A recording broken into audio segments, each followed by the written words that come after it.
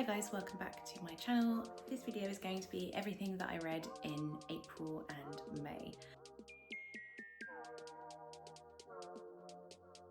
I read 18 books, 10 of these were in April and 8 were in May. 11 were physical hard copies and 2 were on Kindle, 4 were from the library and 1 was the library app BorrowBox.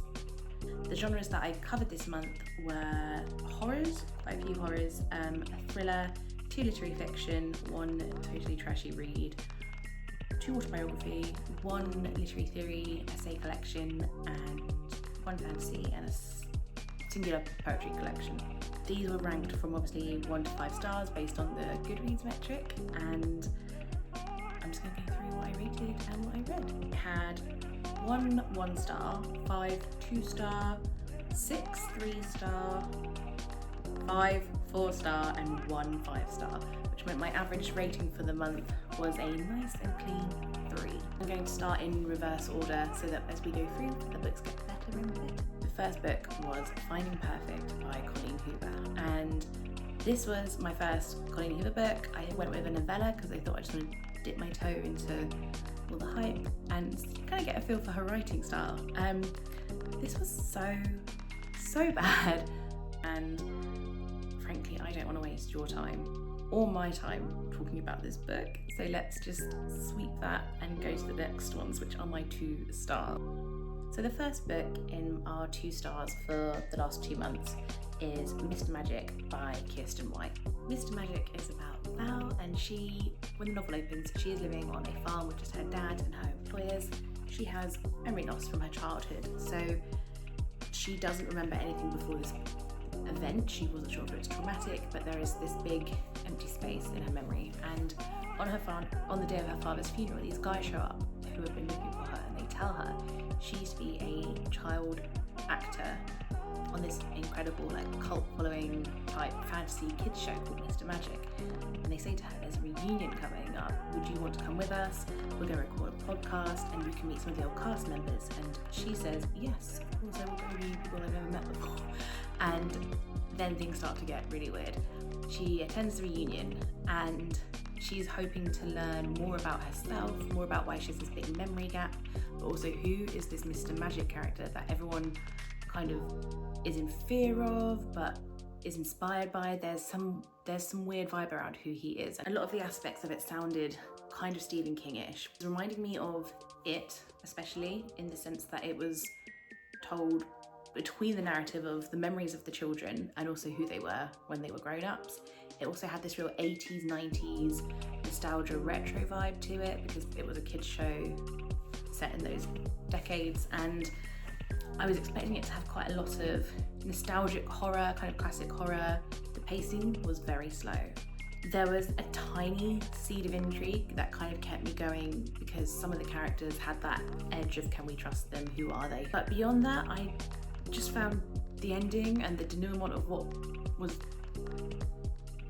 was going on just not that compelling, and it had so much retro horror potential and all these really great ingredients, and it had everything that I should love in a spooky book, but it just fell flat for me, and that's why I gave it 2 stars. I did not find it thrilling or scary or any of the things that I was really hoping it would be. A 2-star book this month for me was Shakespeare Company Book of Interviews, and it was compiled and edited by Adam Biles. This was a selection of interviews and conversations, and these were taken from the Shakespeare and Company bookshop, which is a really iconic bookshop in Paris. You may have already visited, but it's also something of a literary hub. It's something of a mecca for writers and poets and other creative people, and it hosts a lot of literary events and talks. The interviews varied in quality, I would say. They covered literature, the art of writing, social issues, politics, feminism, really broad range, and also the writers who were interviewed. I probably knew about 50% of them, I would say, in this book, and the ones that I particularly enjoyed were Annie Ernaux, Madeline Miller was on there, Rennie Edo Lodge. Colson Whitehead's interview was, I think, good. He comes across as very charismatic on the page. And because I only knew maybe 50%, there were a few interviews that I was not invested in or interested in reading a extended interview with that author. The conversation or the spark or whatever the energy probably is in an interview or a talk just wasn't there on the written page. And that's fine. All of them have the same resonancy for me compared to some authors who perhaps were more engaging or talking about something that I was personally more interested in. So they were fine. The next book is The Ocean at the End of the Lane by Neil Gaiman, and this was another one of my physical TBR to tick off, and it was another one that I had read because BookTube and BookTok are always talking about this book. So I read it. I'm not going to bother to describe it to you because I'm sure you know. This was a 2-star for me because maybe I'm not the right age, frankly, or the target audience for it. I thought it was maybe young adult. I feel that I had built it up too much in my head to enjoy it. Like I'd set myself up for disappointment with it, which is not anyone's fault other than my own. I felt like the evil nanny character in it just seemed like a reincarnation of the strengths that the other mother had in Coraline. I found that one particular child abuse scene in it was deeply upsetting. I didn't enjoy it. I could not fathom the hype. I couldn't, and so it got 2 stars.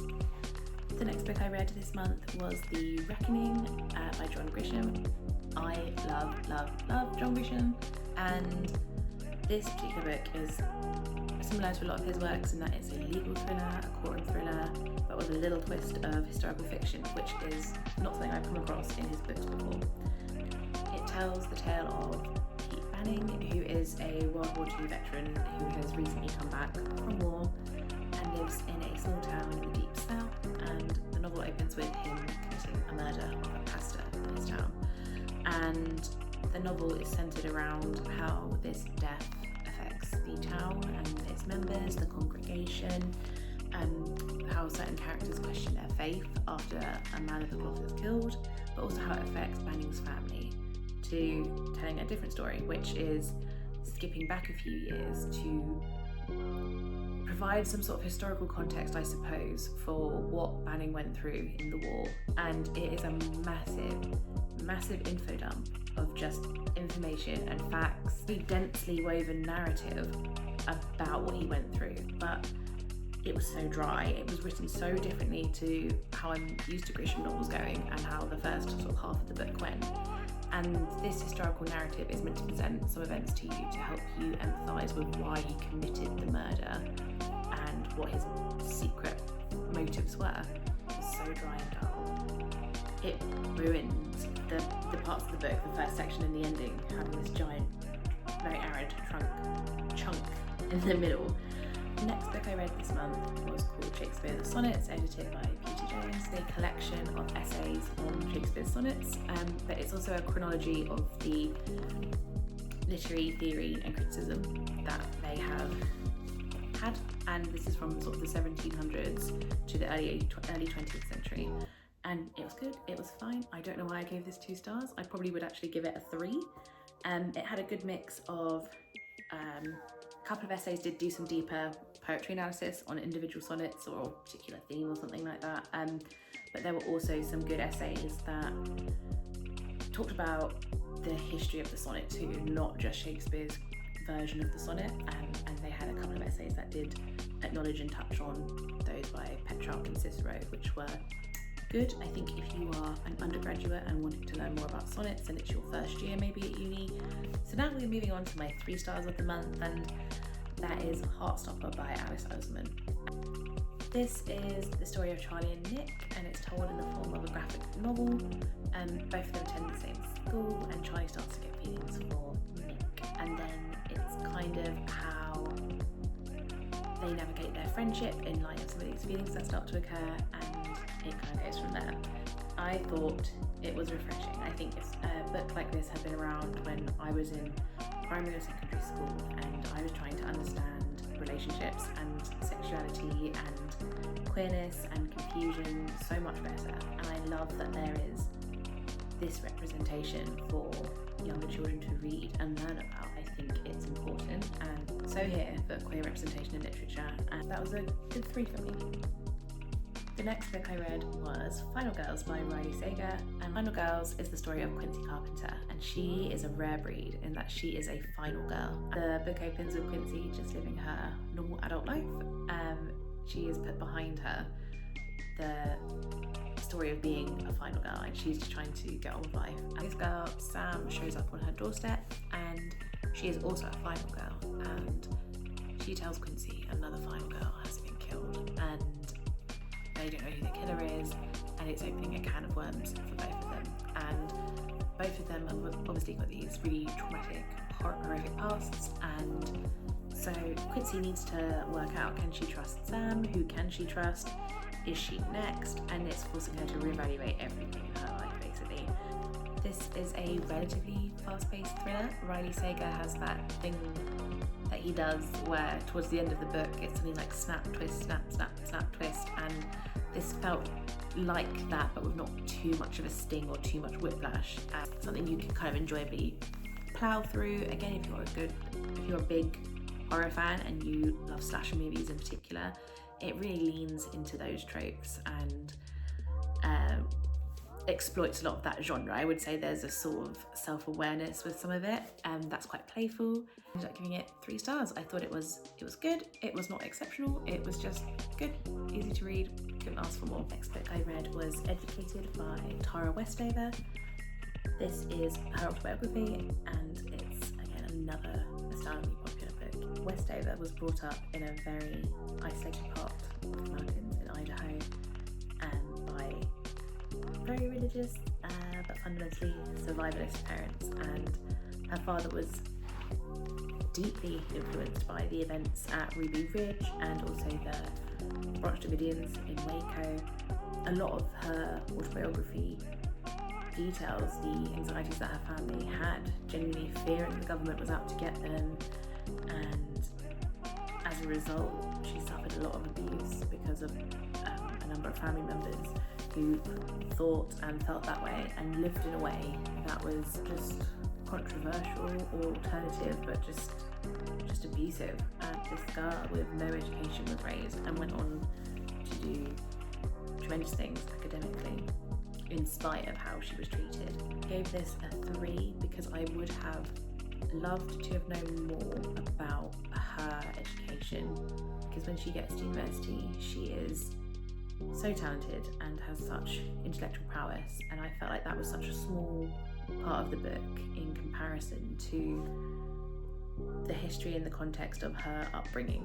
And I know that she needed to situationally provide that context to show how she got from one place to another, but just for my own interest and intrigue, I think I would have loved to have seen more about how she interpreted attending some of the greatest academic institutions in the world.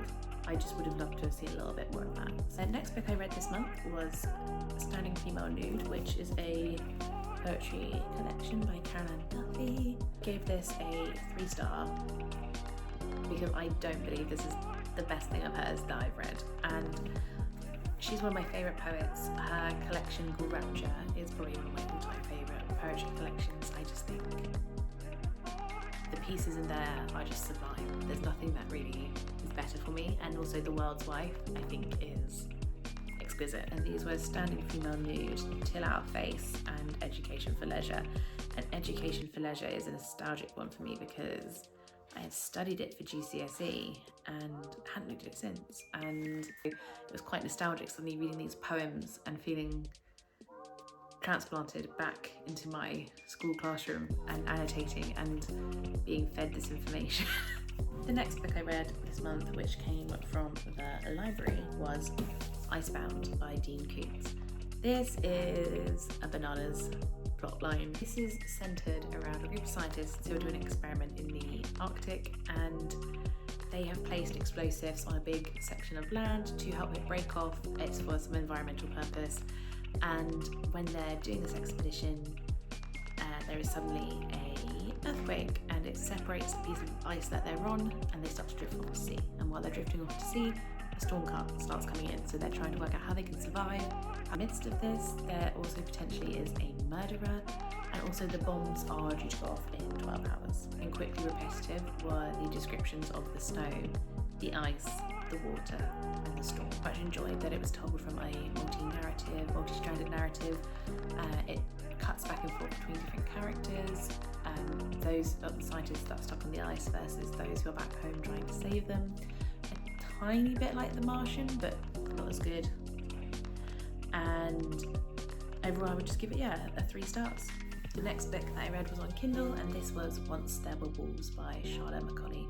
And I was told and also sold that this was it had slightly horror elements to it, which it didn't. And then I also saw on Goodreads it was described as pulse pounding. It just did not have that for me, and my standards for that are quite low, I would like to think.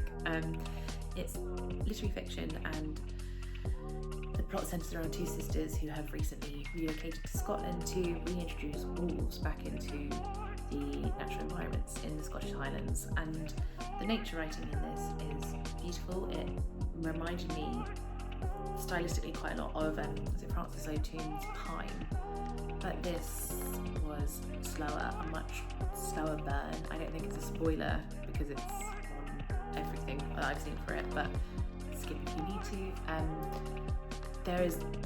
The novel is meant to be preoccupied with a murder, and I think that's what's on the blurb for it too. And this murder doesn't happen until over halfway through the book, so it felt to me a little aimless until we got to that death.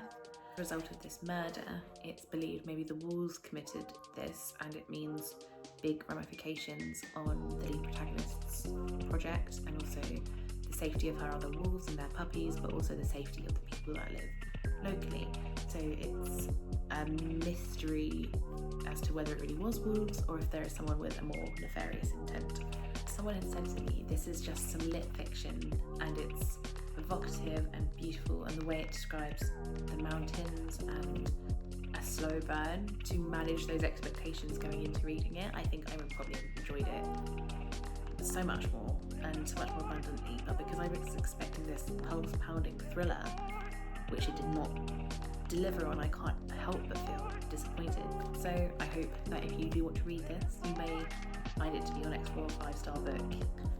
The next book I read this month was Bride by Annie Hazelwood. I'd never read any Annie Hazelwood before this book, and I was pleasantly surprised. Sort of romance that is a cross-species romance between werewolves and vampires. If you like vampires or anything that is remotely vampiric, there is nothing about that in Annie Hazelwood's version of a vampire. So if you can suspend your belief that these are not vampires really, other than having fangs, you will get along with it much better, because I went into it expecting, kind of a cool, maybe like vampire fantasy vibe, and she stripped away all of those vampire tropes. All that said, I really enjoyed this book. It was silly, it was smutty, it was spicy, it was not at all what I expected, and I loved it even more for that. It's getting really, really dark in here, so I'm going to pick this back up tomorrow and finish my next 5 or 6 books I've got left, and I will try and keep them succinct because this is going to be so long. Good morning, it is the next day and we are here to still talk about books. I've got my 4 stars and my 1 5-star left to do, so let's carry on. The next book that I have is Bird Box by Josh Malerman, and I really enjoyed this. I also am very aware this is super popular, and I think deservedly so. So this tells the story of Mallory, and in her world there is an unseen entity or force or contagion. There is something that is driving people when they see each other to either cause violent harm to themselves or to cause violent harm to others as a byproduct of that. So this novel is centered around the collapse of society, or just as it starts to break down, and a group of survivors, including Mallory, group together and try to wait it out and try and just survive in this world that is literally causing them to kill themselves. I'm not sure what it is about certain books like this post-COVID, but they seem, for me, to hit quite hard. I remember reading Station 11, and that was also about a contagion or some unseen thing that was causing death, and these seem to pique or scratch a particular anxiety or fear of mine sort of post-COVID time. It made for quite a unique experience reading this sort of post-2020. The This book I think is 10 years old now. I think it was 2014 when it came out, and I would imagine maybe perhaps reading it pre and post that would be a very different experience. Overall, it was super fast paced, very, very easy reading. You could probably, if you're one of those gifted people, blitz through it in one day, I would imagine. I think the momentum of the plot felt quite rapid. So that the suspense was cultivated through something we could not see, through this invisible threat. I loved that there was no explicit monster, entity, person. It was invisible, and that absence in the work, like just the negation of anything that was tangible, really built that hysteria to the unseen, and just the fear that could extol within the characters. Like some parts of this book, when the hysteria was building, were quite suffocating for me to read. I really enjoyed that. It was intense. More scary than I thought it was going to be, and I really enjoyed it. I know I keep saying that, but this was definitely for me a good 4 stars. A bit of a change of pace was Jessie Burton's producer, and she's obviously very well known for The Miniaturist. This is a feminist reimagining of the tale of Medusa and her sisters, and I thought it was delightful. I was so surprised by how good it was. I don't know what I was expecting. I think because I'd only read The Miniaturist, and that was kind of literary historical fiction, and this is so wildly different from that. I found the way that Burton was able to just interconnect all these different stories and all these aspects of Greek myths and weave them into Medusa's own reimagined life, and the breath and the energy that she kind of gave Medusa, it really humanized her rather than being this monster, but actually to who the girl and the woman she was. It gave me an entirely new reconsideration for the female Greek characters that are in this work, and it was a very rich, poetically strung story, and I loved it. It felt full. I don't know how to describe it. Almost like if this book had a texture to it. It was rich and polyphonic. There were so many voices and aspects of these myths that just are threaded into this story, and not in a glaring or clunky way. It was so harmoniously done. 4 stars. I would really recommend it. I don't know if you can tell, it's like gold and shiny. It's a really cute cover, and then it opens up and it's got a nice little fold out. I love it. Another slight change of pace is Roald Dahl's Boy. I loved this as a kid, and I was so happy that rereading it as an adult, it hadn't diminished or changed at all for me. It was a delight. This is the first in a series of biographies that Roald Dahl wrote, and these stories particularly are in early childhood through his kind of early school years. A touch of mirth at times and amusement, and his own self-reflections on his memories as an adult versus how he experienced them as a kid are particularly revealing, and it's very enjoyable. However, there are some real moments of darkness, and it's incredible what schools, especially in the years that he was growing up, were still able to use physical punishment to chastise children. I think there were times where he was describing his long childhood holidays back in Norway, or when he was spending time with his mother, who was so dear to him, that love and the joy that really shone through in the writing. And those chapters and those essays, if you want to call them that, or these parts of the book really are delightful to read, just beautiful. So I'm really happy to still give this a 4 stars. If you love Roald Dahl, it's just essential to read. So this I could talk about forever, and I'm going to try and be succinct, otherwise we could be here for 40 minutes just talking about this book.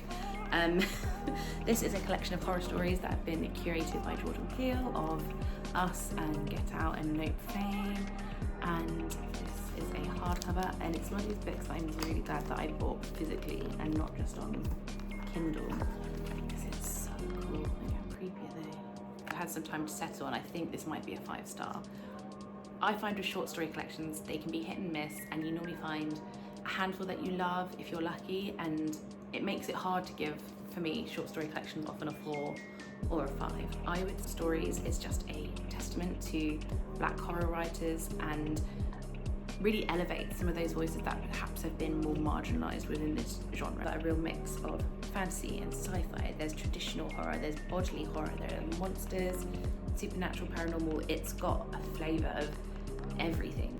There were some big horror writers who I didn't realise were even included in it, and Tananarive Du wrote one that is probably my favourite, and it's about two women in the 40s who are about to attend a social event, and they get on a bus and something weird is going on with the driver, and he takes a detour from the route they're meant to be going on, and this detour takes them into KKK territory, and suddenly they are both, as two young black women, very aware of this isolated area of the country they're in. I think it's in the deep south, and they are suddenly aware of like some invisible threat, and the story is about their survival, and it's very suspenseful, and I had no idea where it was going at any point. And these stories also obviously touch on issues of race, post-colonialism, feminism, and they can be very scrutinizing and critical, and in some aspects of them I found them to be wonderfully subversive, and I think if you are interested in horror stories that also lean into social commentary, this could be a good collection for you too. Other honourable mentions would be Invasion of the Baby Snatchers, Leslie Nika Arima, and then also Dark Home, which had I don't know if it's a spoiler, it had an entity in it that I'd never come across in horror. It was like a new, almost folkish kind of character, but native to a different country, and that was good. The final book that I read in April and May was Forensics, The Anatomy of a Crime. This was by Val McDermid, and this book lightly covers various aspects of forensics as a study, but also how forensic-based research intersects with other agencies like law enforcement and the courts and sort of government agencies that lean on their abilities and research to find justice, to solve puzzles, to solve crimes, and it was fascinating. Val McDermid